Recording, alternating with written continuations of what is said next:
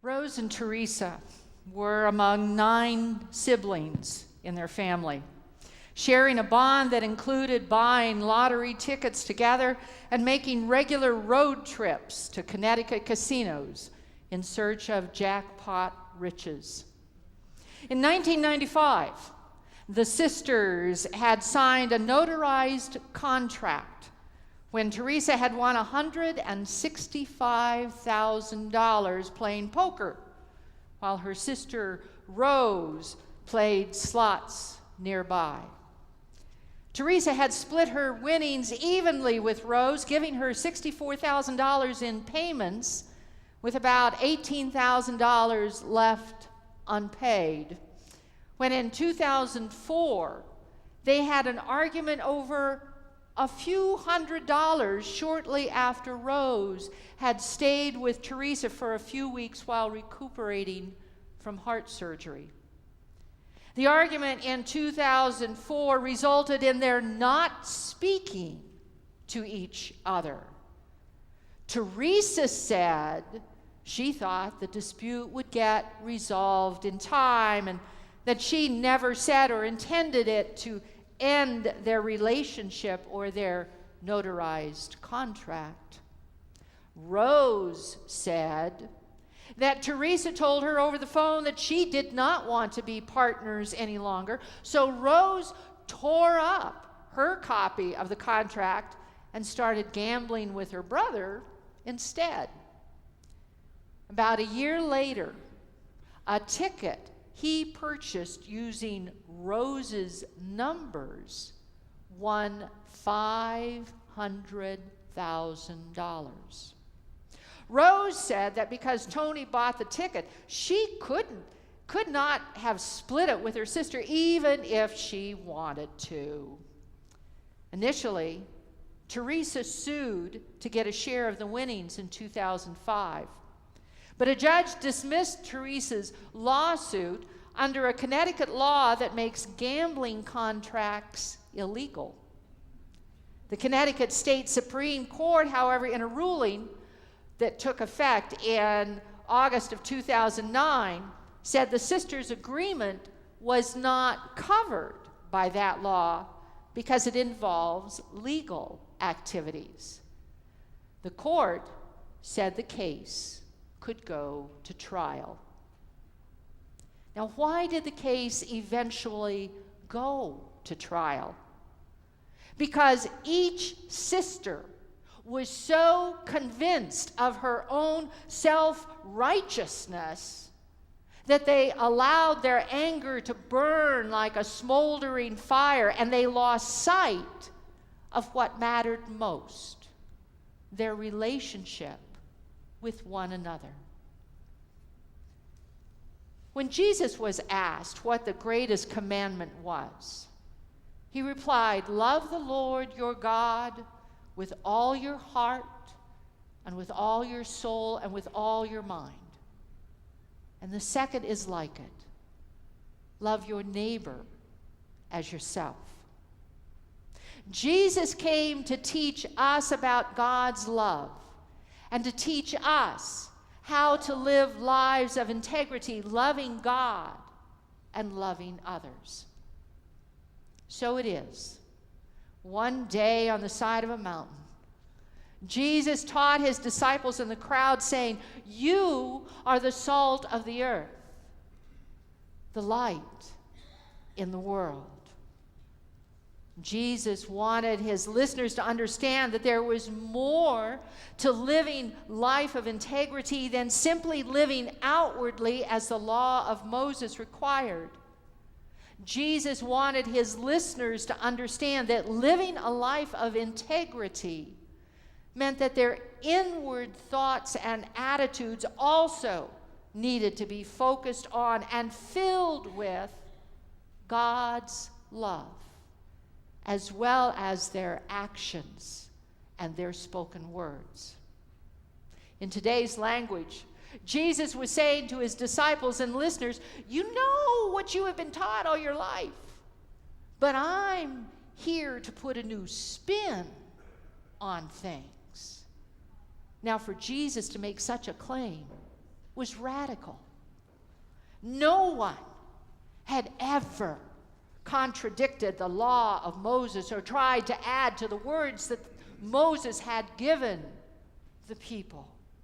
No one had ever said, "Listen to me, because I have the real scoop." No one had dared. And yet here was this humble carpenter from Nazareth, this young itinerant preacher who claimed to know God's reasoning and who taught with authority. So it was.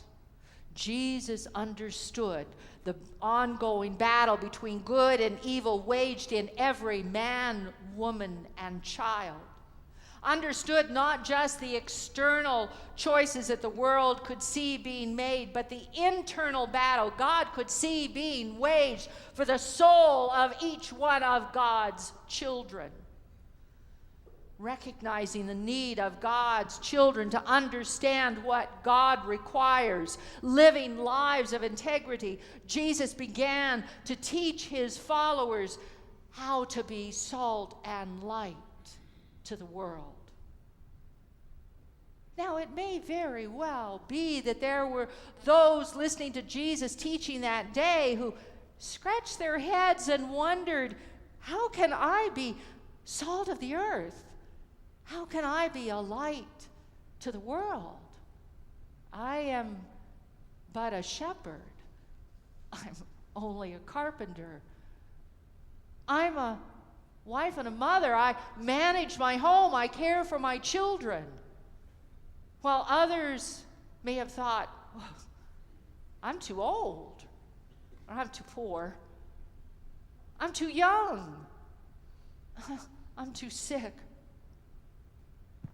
What can I do to be salt and light? It was then Jesus began to open the minds and the hearts of his listeners to a new way of living. As he taught, it was not enough to control their outward actions if one were angry.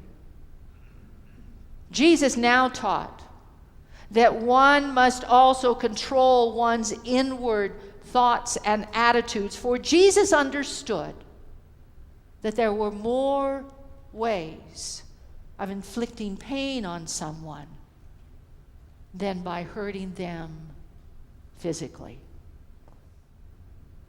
No, words will not break bones, but words can destroy people and sabotage relationships. Just ask Rose and Teresa. On Wednesday, May 10th, 2010, 5 years after the original suit was filed, Judge Cynthia Swinton ruled that Rose did not have to split her share of the $500,000 Powerball lottery jackpot with her sister, Teresa. Quote, "There is something in this tragedy that touches most people," the New Britain, Connecticut Superior Court judge wrote. While the court may be able to resolve the legal dispute, it is powerless to repair the discord and strife that now overshadow the once harmonious sisterly relationships. Unquote. In 2010, when the final ruling came down, Rose was 87. Her sister Teresa was 84. And they had not spoken since 2005, when they first began fighting over the lottery winnings.